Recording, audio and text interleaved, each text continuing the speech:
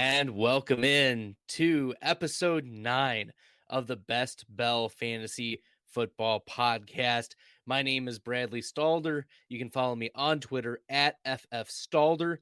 You can also find all of this video content here on the Best Bell Fantasy Football YouTube channel. So listen to the audio version of this podcast on your favorite podcast streaming sites, Apple Music, Spotify, all the places. Give a 5-star review and, of course, a subscription on the YouTube channel. Tonight, I will be drafting on DraftKings in their NFL Best Ball 3.5 Millionaire 1 million to first Best Ball tournament.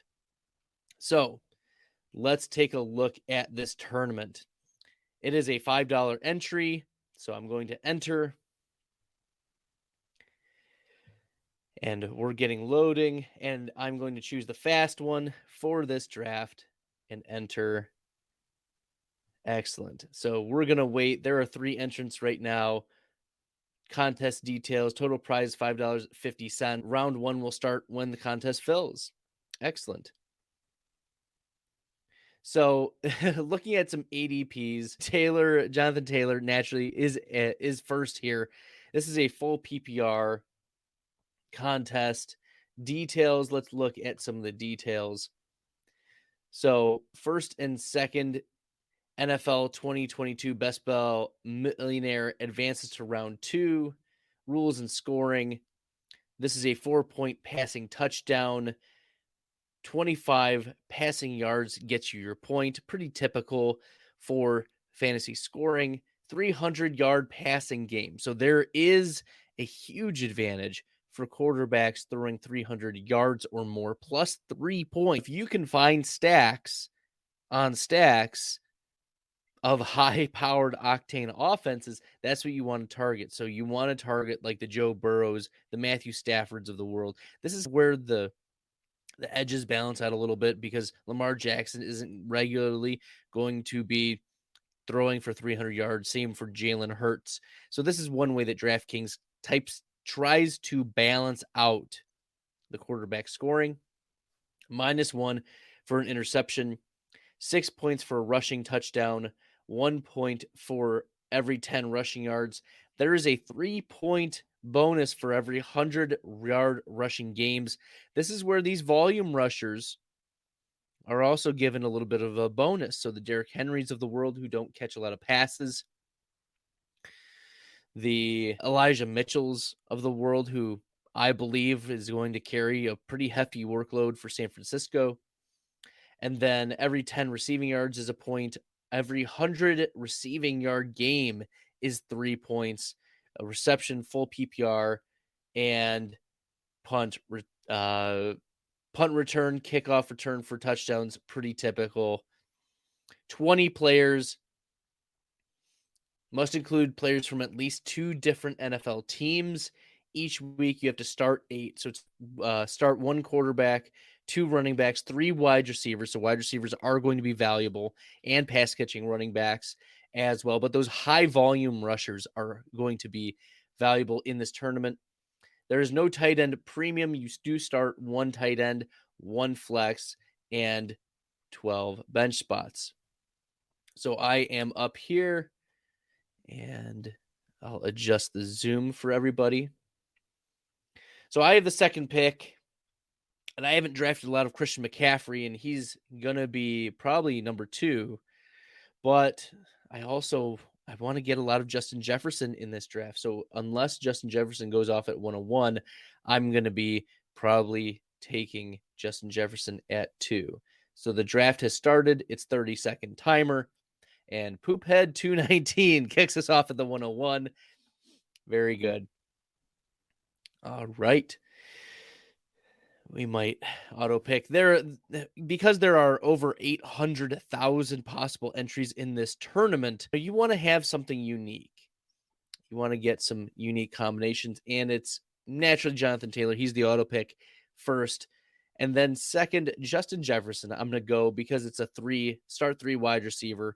I know it's full PPR, but I'll be able to target some of the Vikings stacks. They're one of the teams that I want to be stacking their pass catchers with. But also in this type of tournament, you want to make sure you're getting stacks. You want these correlations of the high-powered offenses. So I want Kirk Cousins and I want other important pieces of the Vikings offense. Okay. Yes, DraftKings has best ball tournaments. They vary in cost. $5 entries, $3 entries, lots of higher stakes entries, of course. But this is the $5 entry one that's first place gets $1 million, and there are $3.5 million in prizes. Jose, thanks for tuning in. Appreciate you commenting. Okay, so we've seen go off the board here. Pick history. Jefferson went second.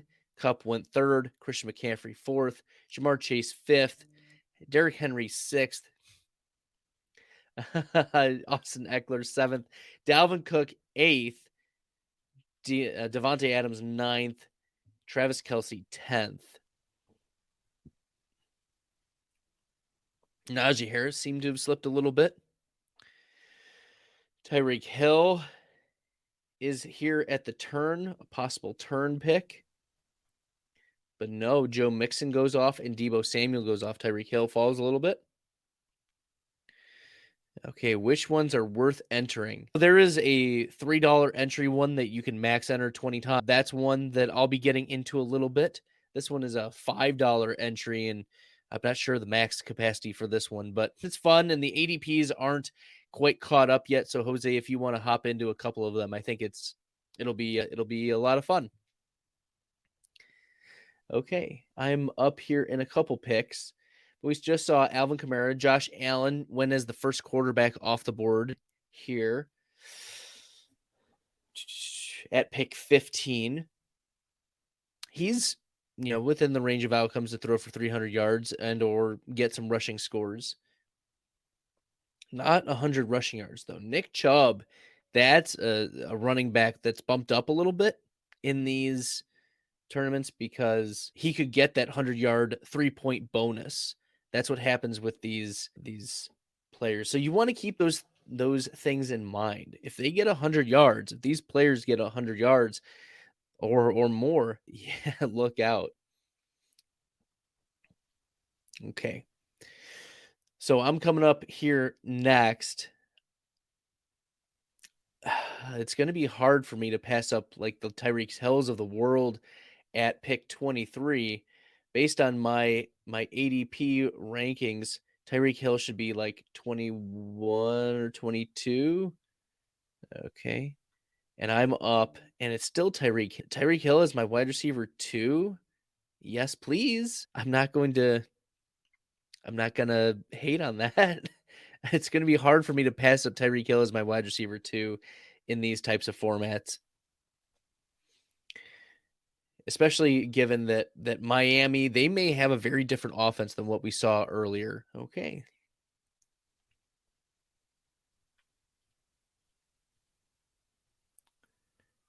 I'm here at the turn, and whether I want to fill my wide receiver core or go with a running back here at 26, that's about where I'd want to take Javonte Williams. I haven't had a lot of Javonte, but that's about the right spot for Javonte Williams is the start of the third round, 26. So I finally get a share of Javonte Williams. He's finally bumped down for me. And I think that he's going to be bumped up just a little bit more in his involvement year 2 in Denver. I don't imagine him regressing. He breaks tackles. Russell Wilson's, he advocates for his guys who he sees are most talented. Melvin Gordon is coming back, but I wouldn't be surprised if it's more of like a 55-30, 55-45 or 60-40 split instead of the pretty much 50-50 split we saw last year.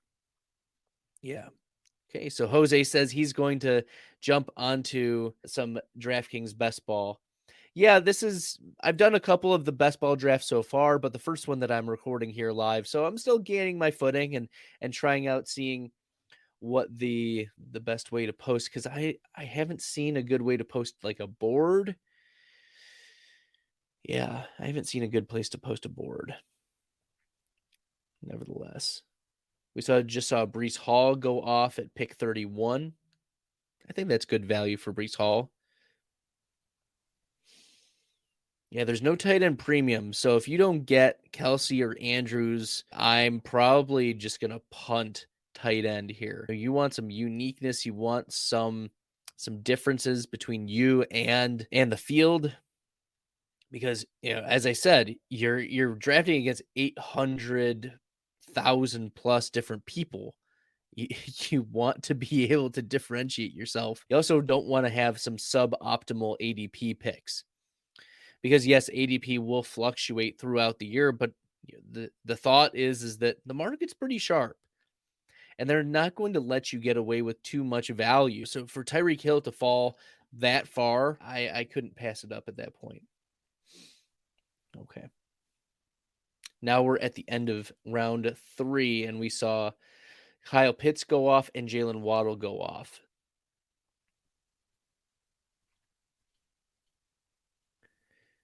And I have it based on ADP here because the rank, I'm not sure where they pull the rank from, but ADP is definitely something that will be fluctuating a lot over the next few weeks.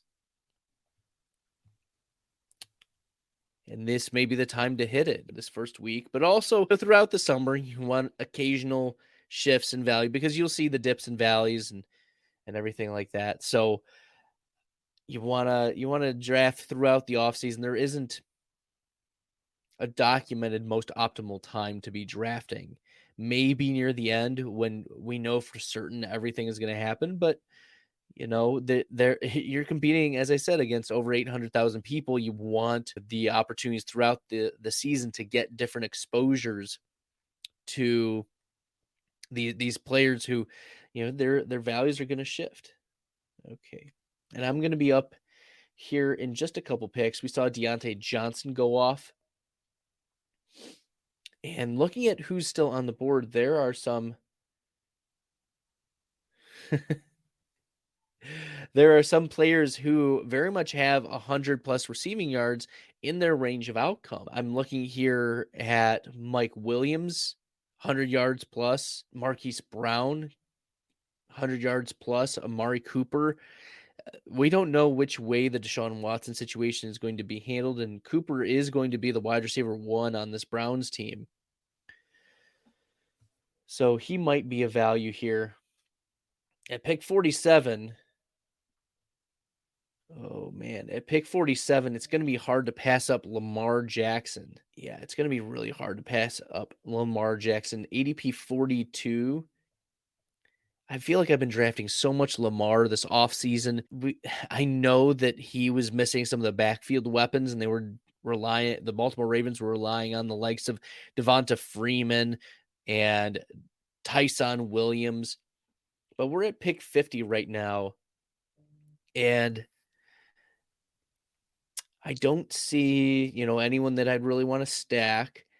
I want a decent offense. I want to take a shot, and that's on Cortland Sutton. Cortland Sutton, I think, is a great best ball pick. It also correlates with my Denver pick of Javonte Williams. So I get a little bit of Denver correlation there. And that also still allows me to take some shots on some Baltimore, some Denver, some Minnesota. I do Baltimore's Lamar Jackson and Mark Andrews as parts of the stack. I'm not going to really target Rashad Bateman. Maybe that's a mistake, but I think Bateman hasn't shown me enough for me to be confident. Maybe this is like the Michael Pittman syndrome. Like Pittman was an early second round pick a couple years ago. Didn't do a lot his first year. Borderline faceplant, but showed out year 2. And I'd rather have Cortland Sutton than Jerry Jeudy, and it's not close. Cortland Sutton at least has shown you upside. Cortland Sutton over the last 3 seasons has a 26.3% chance of getting 15.5 fantasy points in your best ball lineups. That's full PPR. And even last season, when quarterback play was atrocious, Cortland Sutton was still at 16.8%. But last season, Jerry Jeudy, 0% win rate. And I define win rate as 15.5 PPR fantasy points, because that's like the bare minimum you want for a winning team to be making even your flex position. So he did that 0% of the time last year, despite with the injuries and bad quarterback play. But even looking at over his career, Jerry Jeudy, 7.5% win rate. That's 1/4 of what Cortland Sutton has. No, I'm not a fan of Jerry Jeudy. I've made that very clear. He's an avoid for me. He's a zero exposure type of player. He is that far removed from where ADP is. And I don't care if you want to stack Broncos. It's not going to be ideal for you to be getting Jerry Jeudy. He's not going to pay off for you. And I'm happy getting Cortland Sutton as my wide receiver 3. And I'm looking here. We'll see if maybe Russ makes it back to me, and then I just stay with Lamar and Russ, and we're all set at quarterback. I might go 0 tight end, 0 RB in this type of draft. I hope that some of the late round picks hit. But we're already talking end of round 6, and Russell Wilson is still there. I would have invested a lot of draft capital in quarterback, but as quarterback scores a lot of points, and with these bonuses, you want to hit on the bonuses. So, 100 rushing yards, and Lamar Jackson has that 100 rushing yard upside and the rushing touchdown possibility. So there you go. Jose's asking, is it 20 rounds? Yes, it is a 20-round draft. It is different than the Best Ball Mania 3 that Underdog hosts. That's only 18 rounds. Okay, we did see Drake London go off the board for Atlanta as the Atlanta wide receiver at pick 68. Or 67, I should say. Hoagies I Love is up at pick 68. Brody Das, pick 69. Sanctuary 45, 76, pick 70. Okay, Juju Smith-Schuster goes off. Darnell Mooney goes off. And we'll see. Brandon Cooks. Oh, it's irresistible. Russell Wilson. I'm going to draft Russell Wilson. I'm not going to address the quarterback position the rest of the draft. I've got 2 quarterbacks, and I'm all set. And then I'm stacked with Javonte Williams, Cortland Sutton, Russell Wilson. It'll also give me the opportunity to stack like a late round, like KJ Hamler, who I like as a deep best ball. It also gives me the opportunity to draft. Oh, I'm on the clock already. Wait, Elijah Moore and Adam Thielen are still here.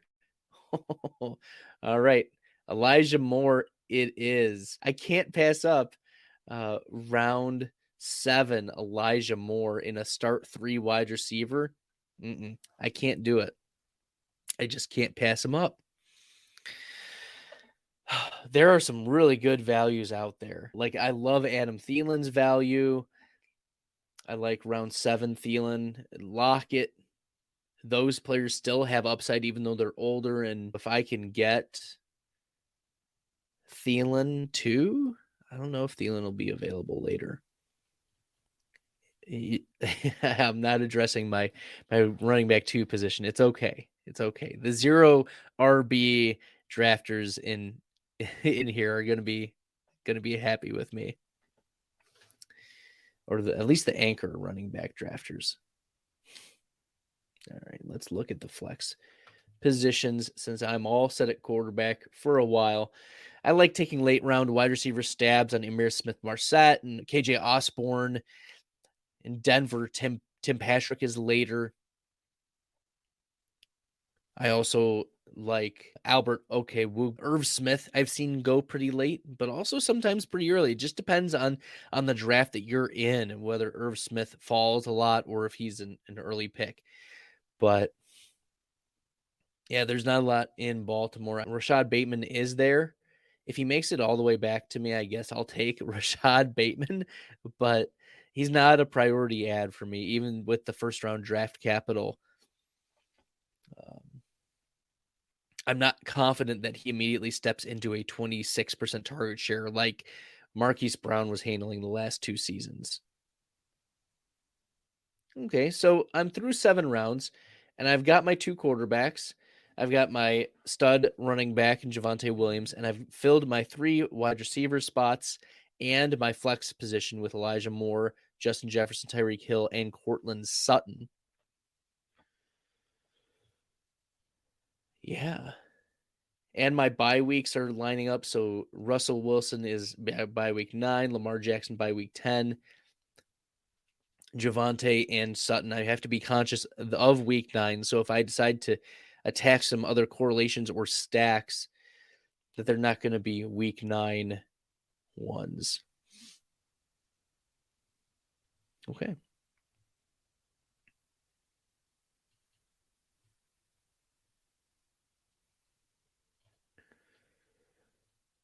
So we just saw Dawson Knox go off the board in the 8th round. He's very much a spike week tight end, a touchdown dependent. There were a couple games where he had 1, 2 touchdowns, and that put him in the tight end 5, tight end 2, tight end 1 overall for that week.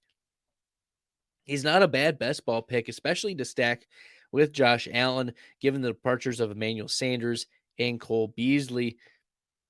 There are serious questions about whether Gabriel Davis will step up into that wide receiver 2 role. Jamison Crowder's also there. The Bills did draft Khalil Shakir in the 5th round, projected slot receiver. Yeah, so we'll see. Nevertheless.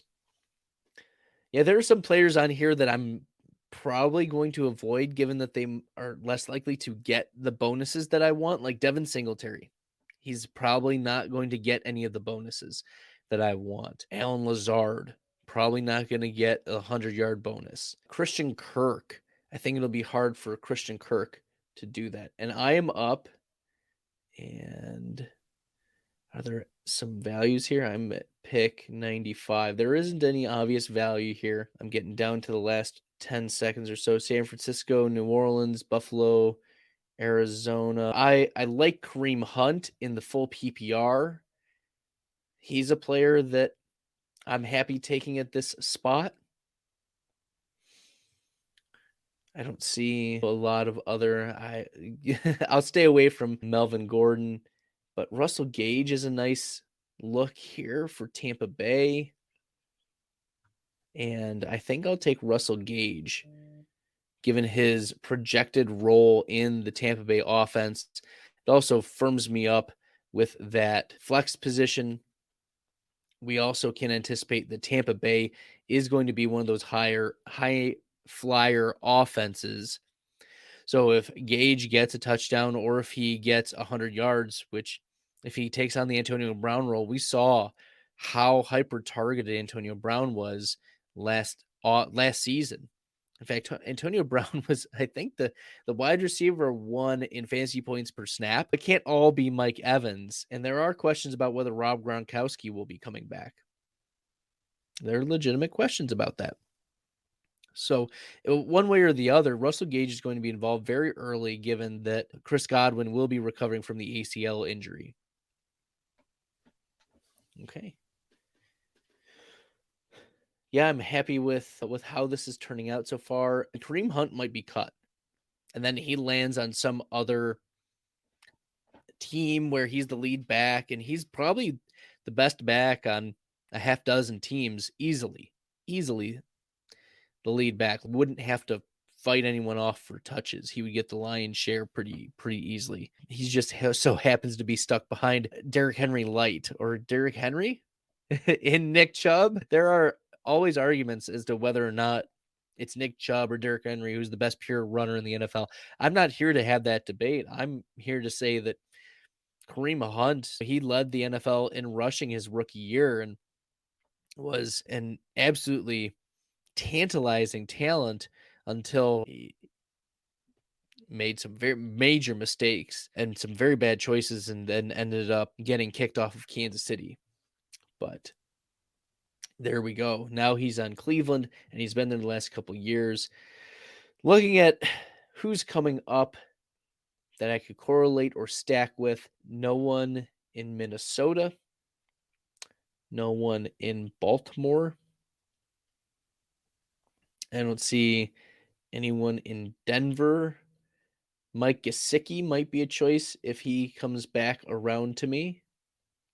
He is a player that over the past few years has been one of those tight ends that hits pretty heavily. So let's look and see. Yeah.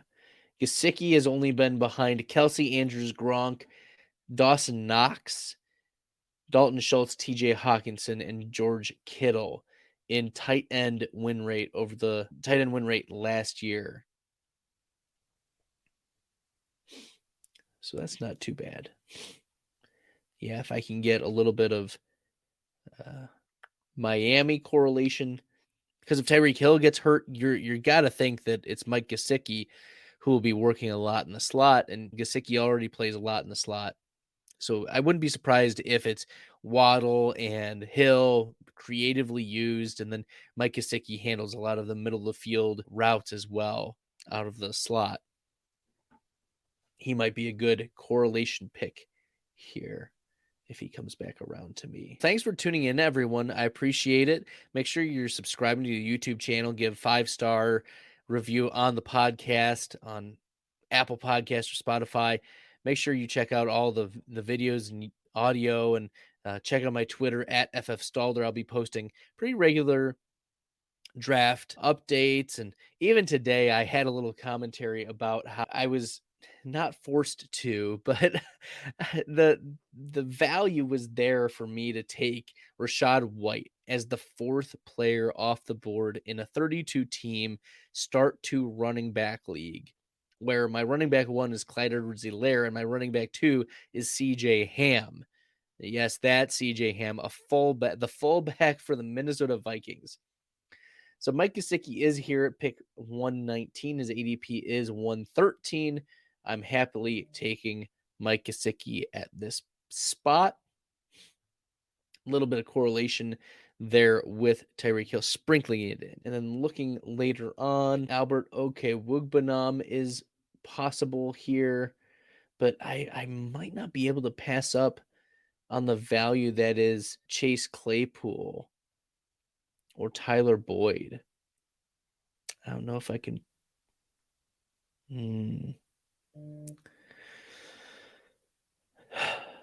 Yeah, that's a tough one, but I think I'm going to lean the offense in Tyler Boyd.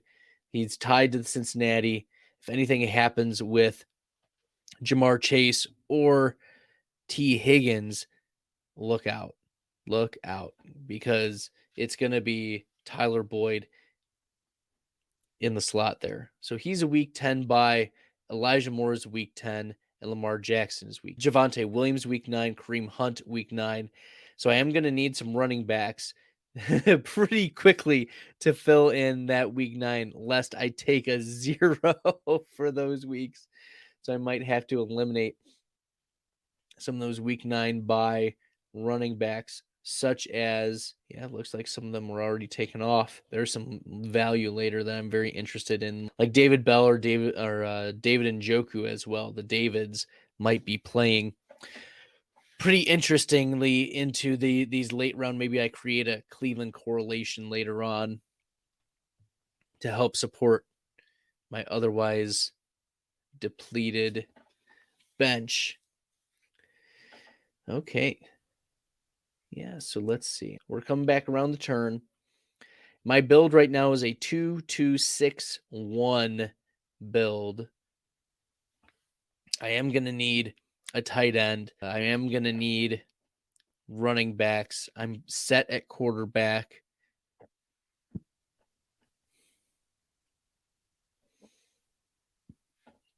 And I have some Denver stacking going on. I've got some Let's see, Miami correlation happening. Yeah, I don't know if Alexander Mattison is going to make it back to me, but since he's hanging out right here, I think, oh, yep, Mattison went right off there. He's a good best ball pick, I think, in the 12th round.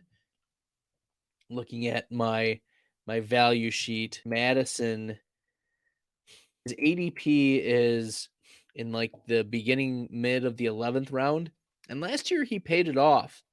He had a 20.6% running back win rate. That was Alexander Mattison in this Minnesota offense.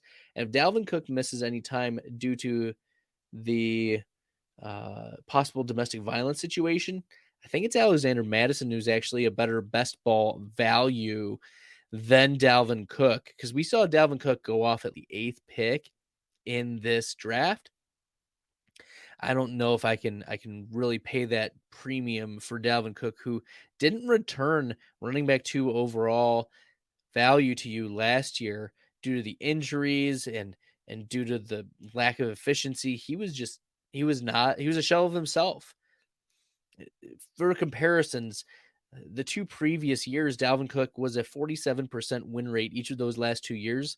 This past season, was like 12 or 7, something like that. It was a lot lower. So yeah, it's avoiding the Dalvin Cook problem there. Okay. Another handcuff that I'm interested in is Daryl Henderson with the Rams. I don't have a stack going, but handcuffs are much more valuable to you if you don't have like their number one. And we saw even last year, Daryl Henderson was a very useful piece. I'm also going to I'm going to put my money where my mouth is and draft. I do need a PPR tight end, but there's no tight end premium. Let's take Isaiah Spiller for the same reason as I mentioned with Daryl Henderson. High octane offenses, you expect that they're going to be in scoring position. Daryl Henderson, Isaiah Spiller, the Chargers and the Rams. I'm getting the backups there in the 12th and 13th rounds to fill in some of my running backs. But to mention about Henderson, he really paid off for you because last year in the games that he played, 50% of the time, Daryl Henderson was getting 15.5 or more fantasy points for you out of the running back spot. That's awesome. Like for reference, last season, the run back win rate, the only players who had a higher win rate than Daryl Henderson, that is the percentile adjusted rate of scoring 15.5 fantasy points or more, DeAndre Swift, Leonard Fournette, Derrick Henry, Christian McCaffrey, Alvin Kamara, Najee Harris, Austin Eckler, Jonathan Taylor. That's it. And you're thinking to yourself, but Daryl Henderson is in that same breath? Yes. Like he was at a higher rate than Josh Jacobs, Dalvin Cook, Ezekiel Elliott, Joe Mixon, Nick Chubb, Antonio Gibson, Elijah Mitchell, James Conner, Kareem Hunt, Cordero Patterson, all of those players. Daryl Henderson, because Cam Akers was out for most of the season. If Cam slows down, we've seen even in the Super Bowl, Cam was inefficient. Daryl Henderson immediately off of IR was getting split carries and was looking better than Cam Akers in the Super Bowl. So I think Daryl Henderson, I'm talking myself more and more into Daryl Henderson as a 13th round, because that's where he's going. Once again, he's a later round player. That's if he's in your lineup, he's going to be scoring in that running back 2 spot. He's a perfect 0 or anchor RB to be drafting later on, just in case. And you know who the Rams replaced Sony Michel? Pass catcher in Kyren Williams. The reality is that it's going to be Daryl Henderson if Cam Akers goes out, and sprinkling in Kyren Williams. Maybe they bring in another back too. But Daryl Henderson, when he's been on the field, that's how valuable the Rams backfield is. So you want later pieces of it, and it's a pretty cheap piece to be getting. So yes, you want some Daryl Henderson sprinkling in the 13th round of your fantasy drafts. That's a great value. And looking at that value, he should be probably in round 10, round 9, round 10 is the appropriate value for him, and getting him in the 13th round, that's where you want your Daryl Henderson. Okay. Back to it. Enough gloating. Quarterbacks, I'm all set at. I've got my 2. It's going to be Russ, and it's going to be Lamar. I'm all set. My running backs, I've got Kareem Hunt and Javonte Williams and Daryl Henderson and Isaiah Spiller. I like Isaiah Spiller because he can catch passes like Austin Eckler. He's not the same, and yet he got 4th round draft cap. I think 4th or 5th round draft capital. He is still a day 3 pick, but he's gonna.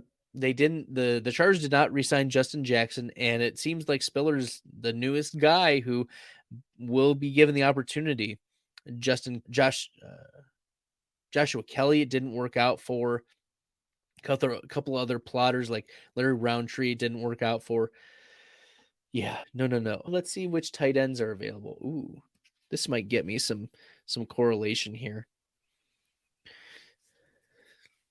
We'll see who comes off, but I like Mike Gesicki. And then bye week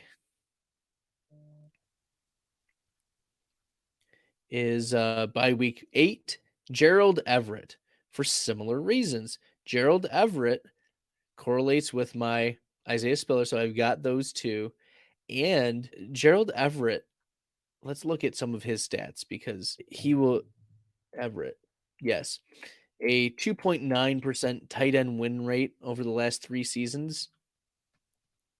But he steps into an offense where we saw more than half of the games last season. Jared Cook, 35-year-old Jared Cook, was a top 13 tight end.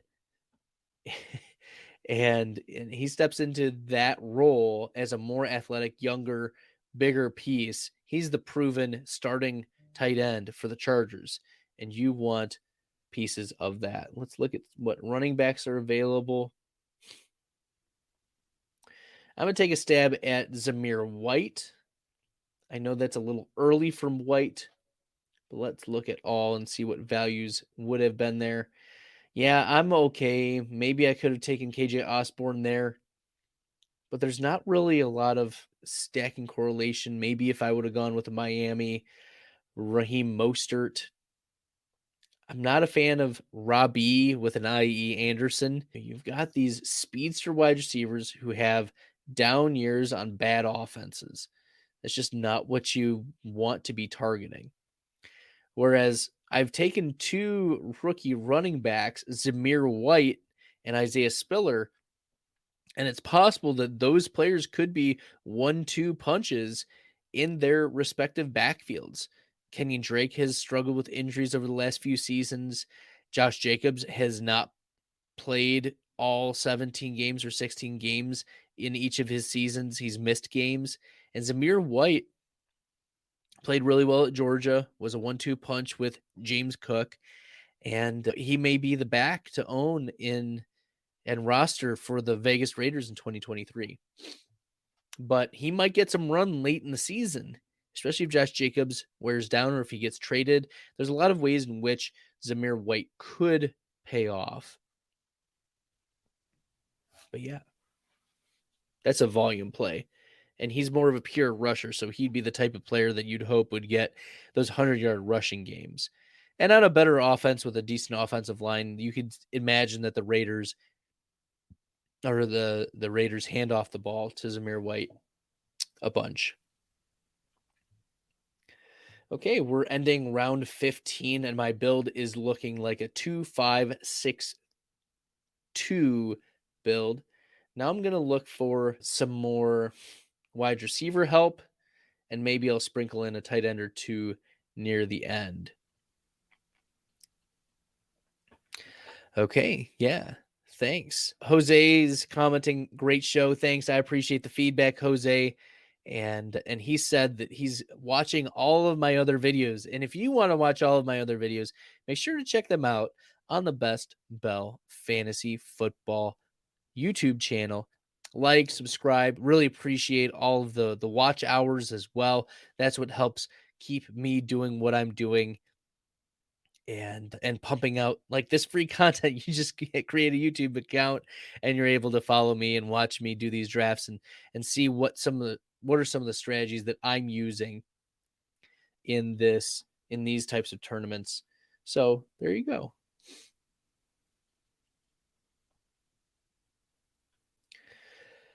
Okay, just to recap my picks, I have Lamar Jackson at quarterback, Javonte Williams at my running back 1 spot, Kareem Hunt, running back 2, Justin Jefferson, my wide receiver 1, Tyreek Hill, wide receiver 2, Cortland Sutton, wide receiver 3, Gesicki at tight end, Elijah Moore at the flex, Russell Wilson is my quarterback 2, Russell Gage and Tyler Boyd are my backup wide receivers. Daryl Henderson, Isaiah Spiller, and Zamir White are my backup running backs. And Gerald Everett is my backup tight end right now. I'm up here in just a couple. Josh Palmer did go off, but looking at Raheem Mostert is still there for a possible Miami correlation. KJ Hamler is very much available for Denver, and I think I want to target Hamler at this point. He fills in 2 spots. He fills in the wide receiver need that I have, and he fills in the Denver stack with Russell Wilson. So there we go. I am going to need a little bit of wide receiver help non-week 9, so I'll be keeping that in mind. So I might just take best player available in that spot or best ADP available. But I'll confidently draft KJ Hamler. Okay, he's a nice little pivot off of the Jerry Jeudy belief that's been permeating throughout the best ball stratospheres.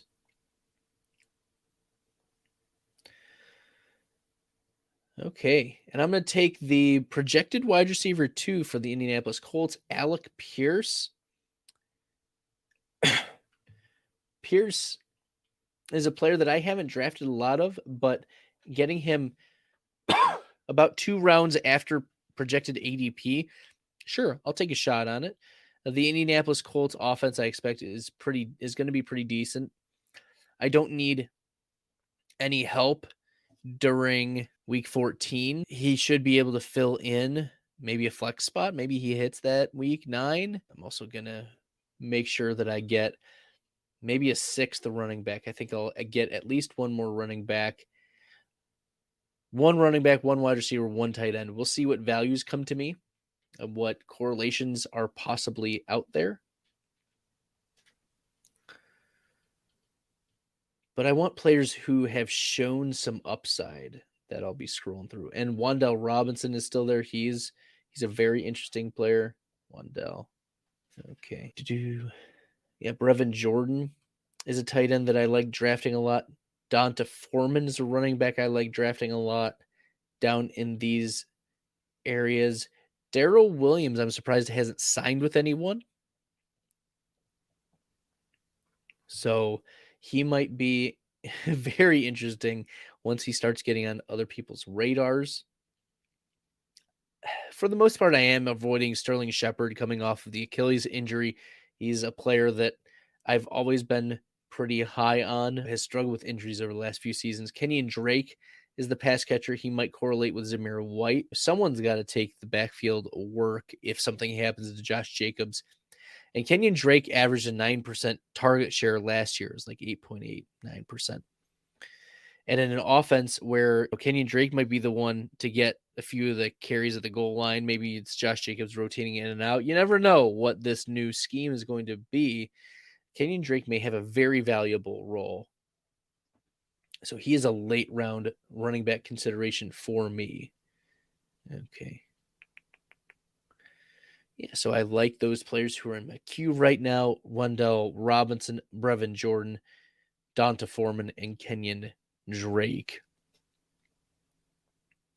Donta Foreman, he played admirably in the absence of Derrick Henry last season, and he looked the part coming off a couple years removed from his own Achilles injury. D'Onta Foreman moving to Carolina, we could see him getting 150 touches, 200 touches, and Christian McCaffrey also being very involved. Maybe Sam Darnold is muzzled a little bit, forced to dump off. The offense was better when Christian McCaffrey was there.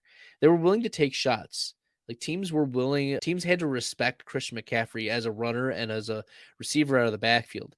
And so we saw in the first few weeks when Christian McCaffrey was healthy, the average depth of target for the Carolina Panthers and Sam Darnold was just so high. And then after the offensive coordinator change and philosophy shift, and Christian McCaffrey was hurt, and all the things started to go wrong, they started to unravel after about week 4, week 5 for Carolina. That's when the average depth of target went down. That's when, everything started to go wrong for Carolina. D'Onta Foreman was a very capable player. Yeah. So let's get some Brevin Jordan in my life. I love Brevin Jordan. Not really much of a